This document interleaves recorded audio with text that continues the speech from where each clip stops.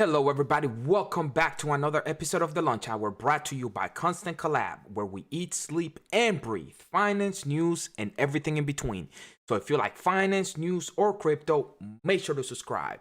There's a lot going on in the crypto market today. I mean, last night there was a bloodbath. I was up pretty much the entire night looking at the markets. I slept for a couple hours just, to get some shut eye. But this morning, I woke up a little more calm, in a more calm state of mind. I worked out, and then I thought about what I wanted to make this video about, what I wanted to talk to you guys about when it came to what was going on in the market. As you guys can see on that side of the screen, there's a lot of red, and I mean, I'm talking about double digits red. I mean, BitTrue token is down 13%. Bitcoin is still down 12.5%. Ethereum is down. But with that being said, like I said, there is a lot going on in the market. So let's dive in. So the overall crypto market right now is sitting at $2.249 trillion. The volume right now is super high. There's a lot of volume. We are sitting at $213 billion. Bitcoin dominance has ticked down. Yesterday it was sitting at around 41.1%. Today sitting at 40.3%. Ethereum dominance is at 21.1%. That has ticked up. And as you guys can see, the overall market right now is down 11.11%. Lucky number, 1111. So the market cap is at 2.25 trillion. But there is a lot of blood in the streets right now. So the question is, what are you guys doing during this time? Are you guys buying? Are you guys panicking? Leave it in the comments. Let us know. But right now, Bitcoin is sitting at 48,000, down 12.5%. It is down for the 7-day period. Ethereum is right at the doors of 4,000. Let's just say 4,000 right now. Down 7.5%, 3.44 for the 7-day period. But yeah, if you're not a stable coin, you're red right now, pretty much. XRP down 15.75%, down for the 7-day period. Polkadot double digits. Dogecoin down double digits. Avalanche down double digits. Shiba Inu is down almost 9%. But yeah, I mean, there's really not much to say here. Let's go into let me see. But as you guys can see, last night between 12 and 1, which I honestly regret, looking at my phone during that time. I was honestly taking a nap, and I woke up. I was getting ready to go up to my room to go to bed, and I opened up my phone and I saw what was going on. And yeah, I mean, it plummeted from, according to CoinMarketCap, from 52,000 down to, let me see if I can get it. Right there, 45,000. Keep in mind, it went deeper on on different exchanges. CoinMarketCap takes the aggregate from a number of exchanges and just compiles it and takes the average and puts it there. But yeah, I mean, it plummeted hard, and then after that, I had a hard time falling asleep. Brian and I, we were texting back and forth, and yeah, it was just very difficult to go back to sleep after you saw stuff like that. But looking at the CBII again, I don't talk about this indicator very much, but they take a number of indicators to compile it into what's going on. Brian just said, same, shaking my head. Yeah, man, it was rough going back to sleep after midnight, seeing those numbers, and it was just blood. It was blood. I honestly wanted to bang my head against the wall just for opening my phone. But yeah, I mean, if you look at the indicator, it's been correct for the previous 3 or 4 bull cycles. So right now we're sitting at 56. I honestly don't think it's over. I just don't see how it could be. And me personally, it happened back in September.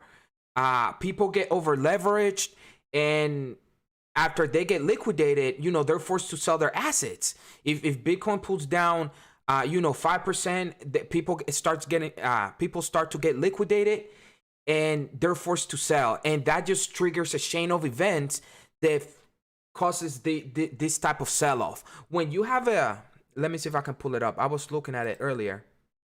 Come on. Let me see if I can pull it up. When you have movements like this and wicks that go down like that, that's no other than market manipulation and market panic. Like sell-offs like this where the wick is so long, like it sounds to me, it looks to me like market manipulation. And that's why I'm not fearful. I stuck to my guns, and I was like, you know what? I actually think I texted Brian, and I was like, I bought more XRP. XRP was down close to what, 25, between 20 and 25%. I was like, you know what? I'm going to buy more. I'm going to stick to my convictions, and I'm going to buy, and I think that we're going to recover for this. And, disclaimer, I've said it multiple times on this show, I don't own any Bitcoin. However, I look at Bitcoin every single day. I use that as my canary in the coal mine. When I start seeing that money's flowing from Bitcoin to alts, and the market and Bitcoin is starting to look like it's going into a bear cycle, then I start compiling all of those things, and I say, you know what? The bull cycle might be over. I'm going to take my profits. I'm going to sell all of my alts, and I'm going to move on and try to ride out this bear cycle.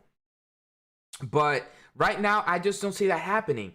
It was, at the end of the day, I think Wells pushed the price down to get people liquidated, and bet you either tomorrow or Monday, we're going to start getting news of people being over leveraged and getting liquidated. And I mean, there's people already talking about that. And I think that's what's happening. I don't think we're going into a bear cycle. I was listening to BitBoy Crypto this morning, and he was looking at a price target of 40K to start selling. He said, you know what? If we go below 40K, I'm going to stick to it, and I'm going to sell everything. I'm going to step out. But keep in mind, he was talking about it in his show. He did say he runs a business. This is his livelihood. And at the end of the day, he has people that he has to pay. He has salaries that he has to pay, and he has expenses for his business. And that's why he's looking at a 40K price target. He's like, if we go below that, then I'm going to sell. But me personally, and a lot of people out there, a lot of retail investors, not financial advice, I don't think it's over. I don't think it's over. But moving on, if you look at the fear and greed index, I called that on Friday. Friday we were sitting at 31, or Thursday we were sitting at 31.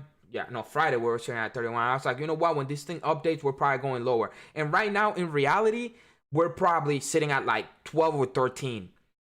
We have an update in 6 hours, almost 7 hours.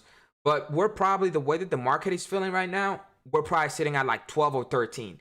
And in my opinion, these are buying opportunities. If you are dollar cost averaging into your projects and the cryptos that you support, this means nothing to you. And that's the way that I'm feeling. I look at the market, and yeah, had I sold on Thursday, I would be sitting pretty. I would be buying more of the dip. I would have more liquidity to buy more. I did have some cash on the side. Like I said, I bought more XRP, but it's not over. It's not over. And let's dive into the news. A lot of mainstream media, they're going at it, and they're saying, oh, Bitcoin is plunging, this and that. Are we in a bear market? And in reality, again, when you look at the CBII, we're sitting at 56 out of 100. So personally, when I see a lot of bearish talks and the cycles, the bull cycle's over, I can't buy it. I cannot. When it comes to my conviction and what I'm thinking, I don't see it. But this is CNN New York. Bitcoin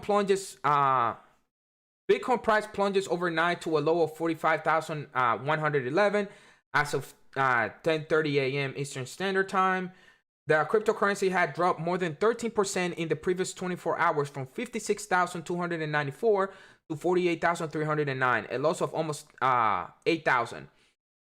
That's a stark contrast from its all-time high just a month ago when Bitcoin almost reached 69,000. I actually think that it reached 69,000 in on a couple of exchanges. But yeah, honestly, that's the only thing that they put out. They said, oh, it dropped what, 13%. I think it got closer to 18 or 20% overnight between midnight and 4 a.m. But right now, Bitcoin is sitting at 48,000 flat. So again, this is all market panic and people just pulling the trigger too early, in my opinion. And I think it has a lot to do with people being over leveraged. Again, CNBC, Bitcoin loses 10,000 or 17% in 24 hours after overnight rout. So Bitcoin price dropped sharply overnight Saturday, plunging to a low of near 43,000. Again, I think it touched 41. I think that it got as low as 41 on some exchanges. The world's most prominent cryptocurrency paired losses subsequently last changing hands at around 48,429 is sitting at exactly 48,000 right now. From a 24-hour period spanning nearly Friday morning to early Saturday morning, Bitcoin's price went from 57,000 to 47,000, losing 10,000 or 17%. So as you can see, again, movements like this, that's market manipulation and people panicking and overselling. And again, it oversold and then it bounced back quickly. So from here, I think, it's going to be a long grind up to new all-time highs, but I think they're coming. I just don't see it being over. The price of Ether also dived to a low of near 3,500 on Saturday. It came back somewhat afterwards, trading nearly 3,870. Ether, the world's second largest digital coin by market cap, lost more than 16% from Friday morning around 8 a.m. Eastern Standard Time to Saturday at 8 a.m. So yeah, I mean, the market is getting hit. If Bitcoin moves like that, the whole market is going to move like that. And then Peter Schiff names real reason behind Bitcoin drop. So again, a lot of people coming out like, Peter Schiff, every time Bitcoin goes down, he has something to say about it. According to Schiff, Bitcoin's corrections was tied directly to the Fed's actions toward risk assets like cryptocurrencies and some stocks. Previously, Jerome Powell hinted that tapering might happen sooner than market expect. So Peter Schiff tweeted out, he said, risk assets like stocks and Bitcoin are tanking simply because Powell hinted that the Fed might wrap up the taper a couple of months early, and the first quarter point rate hike might also come a bit sooner. Imagine what would happen if the Fed was actually serious about inflation. A lot of outlets are saying that, most like the Bitcoin correction has to do with Jerome Powell saying that it was going to start tapering. I've said it multiple times here in the 14 minutes that I've been live. I don't think that that's the case. I don't think that that's what's happening. Again, gamblers in the crypto market, they saw that Bitcoin was going up. They thought that it was going to continue to go up. They got over leveraged and now they're getting liquidated. I think that that's what's happening.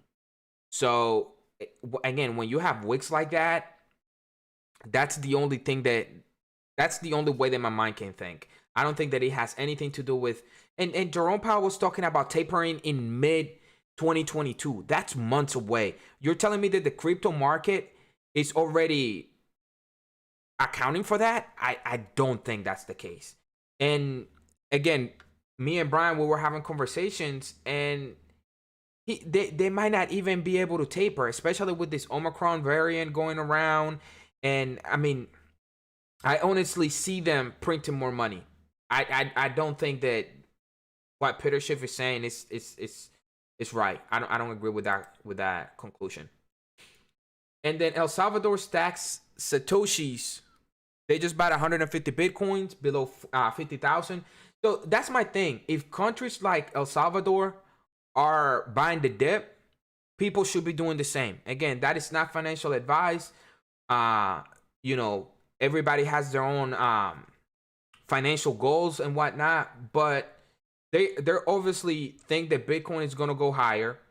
They don't see, this being, or 69,000 being the top of Bitcoin. That's obviously why they're buying more. If they thought that 69 was the top, they would not have been buying more. They would wait, to ride out the bear market and buy at 30, 35. So if a president of a nation is buying more Bitcoin, best believe that I'm looking at cryptocurrencies to buy. And then PlanB. PlanB is still bullish. 3 reasons why PlanB is still bullish on Bitcoin price hitting 100K despite crashing to under 50. The Bitcoin price dip has been attributed to a swan resulting from 2 important recent events. For one, the market is in fear about the new detected COVID-19 variant. Additionally, the recent announcement by the U.S. Federal Reserve that it planned to commence bond tapering has been noted to be contributing to the crypto market correction. I don't agree with that one. You already know that. Despite these and the fact that the market is in the red right now, PlanB maintains that Bitcoin is looking strong for several reasons. First, the Dutch analyst notes that the Relative Strength Index, RSI, of Bitcoin, which is a technical indicator that measures the magnitude of price changes to evaluate overbought or oversold conditions in the market, was at 68. This is indicative that the Bitcoin market still had much room for growth before it had hit the overbought region. PlanB also references the market trend of 2017 to support his bullish narrative. He points out that despite price corrections downward more than 4 times during the 2017 bull run, with dips that range from between 29 to 38%, the market still reached an all-time high of over 20,000 from trading at less than 1,000 at the start of the year. And and I think that this is what's happening. A lot of this happened often in 2017. It had 6 times during that bull cycle. So I think this is a correction. People getting over leverage, getting liquidated now, and then with that, people panic. They oversold. You guys saw the bounce. Again, I think we go up from here. Not financial advice. And then lastly, this is the last article for the day. I said that I was going to keep this one short. U.S. Senator Pat Toomey says Congress should step in to regulate cryptocurrencies. And honestly, if there is something that I want Congress to do, is this. And for the exact same reasons that Pat Toomey outlines right here.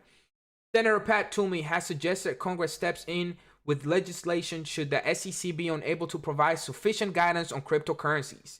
Pennsylvania Senator Pat Toomey, one of the ranking members of the Senate Banking Committee, has suggested Congress steps in with legislation should the Securities and Exchange Commission be unable to provide sufficient guidance on cryptocurrencies.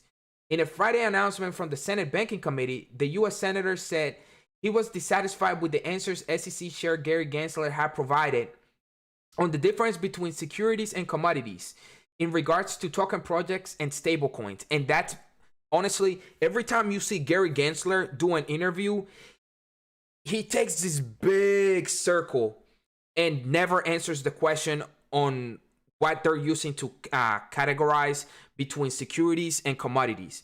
There is no clarity, no outline when it comes to the SEC and what they deem a security or not. There's people multiple times. Jay Clayton, when he was chair of the SEC, he said Bitcoin and Ether are not securities. But you ask Gary Gensler, is Ether a security? And he does not give you a clear answer, which I just don't understand. So I'm on the same. If I want Congress to do something, it's this. The senator reportedly expressed disappointment in the SEC chair's answers. A response from Senator Pat Toomey was only the latest offering to reveal the rift between the SEC and the U.S. Senate Banking Committee. In a Friday announcement from a Senate Banking Committee, Toomey said he was dissatisfied with the answer SEC Chair Gary Gensler had provided on the difference between securities and commodities in regards to token projects and stablecoins. The senator questioned some of the SEC seeming disparities in enforcement actions between crypto firms and advisory service companies, including Glass Lewis, for similar allegations providing fraudulent and misleading information. U.S. Senator calls for Congress to step in. For investors to benefit from a fair and competitive marketplace, Federal agencies should answer questions about whether, and if so, how new emerging technologies fit under existing regulations, said the senator. Chairman Gensler failure to provide clear rules of the road for cryptocurrencies underscores the need for Congress to act. I agree with that 100%. I mean, there's just no other way to say it. There's no other way to sugarcoat it. I agree with that 100%. And they need to do something. A lot of investors are getting hurt. A lot of investors are getting, for lack of a better term, screwed out of profits, out of making money in this market.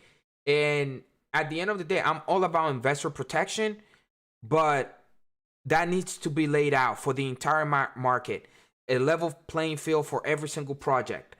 But yeah, hopefully, Congress does something. Hopefully they can sneak something into this, bills that they're looking at before they go out of session. But yeah, that is all we have for today, guys. Make sure to like, subscribe, share this video. We are giving away an NFT. So it's 1 out of 1,000. So like I said, make sure to subscribe. And, if you're panicking, step away from your phones, from the computers. Go out. It's Saturday. It's the weekend. I don't know. Enjoy your weekend. Step away from the crypto market and just relax. Breathe. Take a breath.